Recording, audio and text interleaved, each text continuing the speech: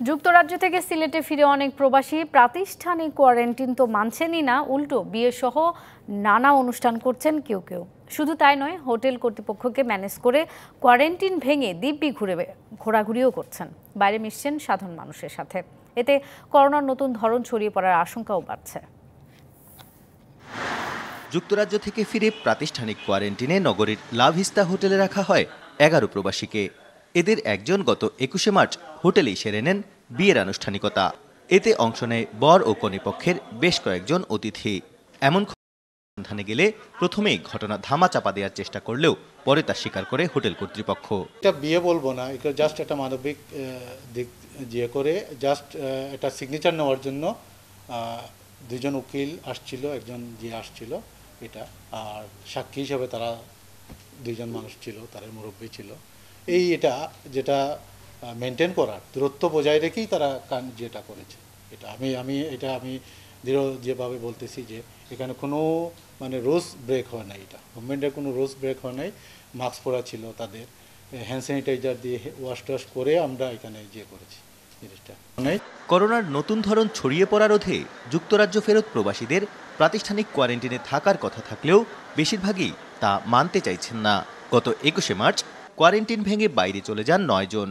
কয়েক ঘন্টা পর ফিরে আসলে তাদের জরিমানা ও হোটেলকে কোয়ারেন্টিন তালিকা থেকে বাদ দেওয়া হয়। লন্ডন প্রবাসী যারা বাংলাদেশে এসেছিলেন তাদেরকে হোম কোয়ারেন্টাইনে পাঠানো হয়, কিন্তু আজকে আমাদের মাননীয় জেলা প্রশাসক কাজী এমদাদুল ইসলাম স্যারের কাছে অভিযোগ আসে যে এরকম বেশ কিছু মানুষ তারা কোয়ারেন্টাইন ভঙ্গ করে তারা বাইরে চলে যায়।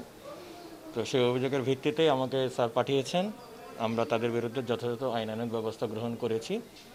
তো আমরা 5-6 জনের বিরুদ্ধে আমরা তাদেরকে জরিমানা করেছি এবং তাদেরকে শক্তভাবে ওয়ার্নিং দিয়েছি যাতে তারা এরকম কোনো কাজ না করে।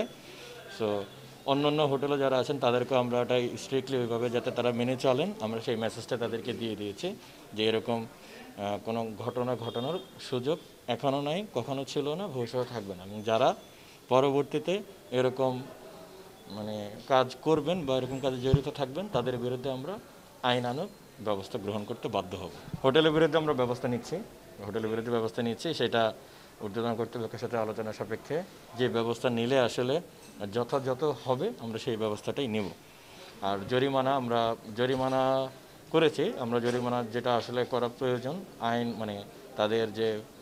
তারা যে অপরাধটা করেছে সেই অপরাধের জন্য যতটুকু জরিমানা প্রয়োজন আমরা ততটুকু জরিমানাটা করেছি। পুলিশ জানায় প্রতি সপ্তাহে যুক্তরাজ্য থেকে সরাসরি 2টি ফ্লাইট সিলেট আসছে। তাদের জন্য সিলেটের 10টি হোটেল নির্ধারণ করে দিয়েছে প্রশাসন। এসব হোটেলে দায়িত্ব পালন করছেন পুলিশ সদস্যরা। তবে হোটেলের ভেতরের অংশে পুলিশের যাতায়াত নেই। তবে কোয়ারেন্টিন ভেঙে বাইরে যাওয়া বন্ধে কঠোর অবস্থানের কথা জানান এই কর্মকর্তা। করোনাকালীন সিলেট ওসমানী আন্তর্জাতিক বিমানবন্দর দিয়ে সপ্তাহে 2টি ফ্লাইট আসে এবং প্রতিটি ফ্লাইটে 140 থেকে 150 জন যাত্রী আসে। তাদেরকে বাধ্যতামূলক সরকারি নির্দেশে এসএমপির 10টি হোটেলে এবং খাদিমনগর কৃষি ইনস্টিটিউটে কোয়ারেন্টিন রাখার ব্যবস্থা রয়েছে। এবং এই 10টি হোটেলে প্রতি 24 ঘন্টায় আমাদের 48 জন পুলিশ সদস্য রাউন্ড ডিউটি করে থাকেন।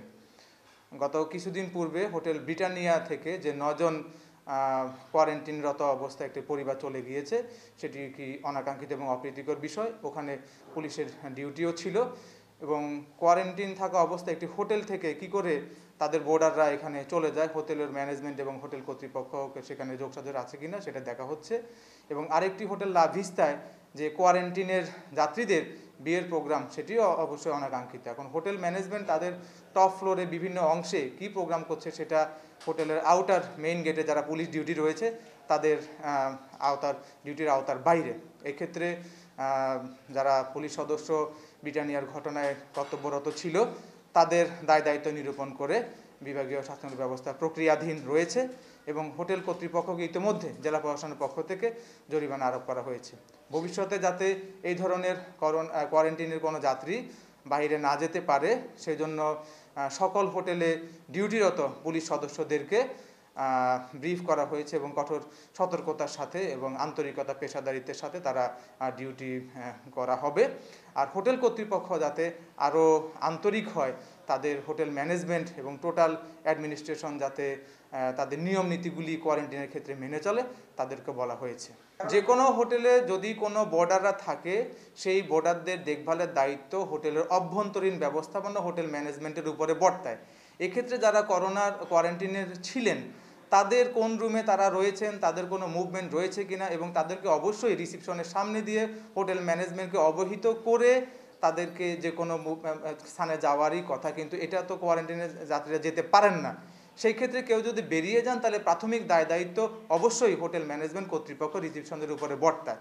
আর পুলিশের বাইরে যে ডিউটি গেটে রয়েছে তাদের দায়িত্ব অবহেলা থাকলে অবশ্যই সেই বিষয়ে ব্যবস্থা নেওয়া হবে। অনেকগুলি কিছু কিছু হোটেলে লক্ষ্য করা গিয়েছে কোয়ারেন্টিনের যাত্রী রাখার পরেও তারা তাদের হোটেলগুলিতে বলরুমে সামাজিক প্রোগ্রাম ফাংশন করছে। এই ক্ষেত্রে অতিরিক্ত পরিমাণ লোকজন এই হোটেলগুলিতে যাচ্ছে।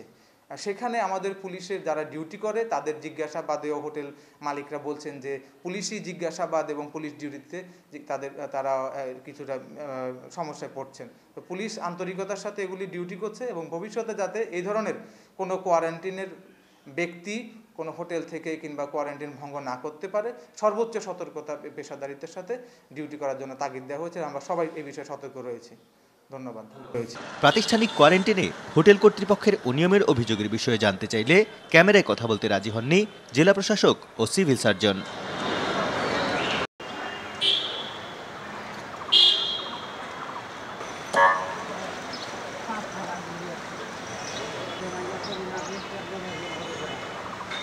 জানা লাগে।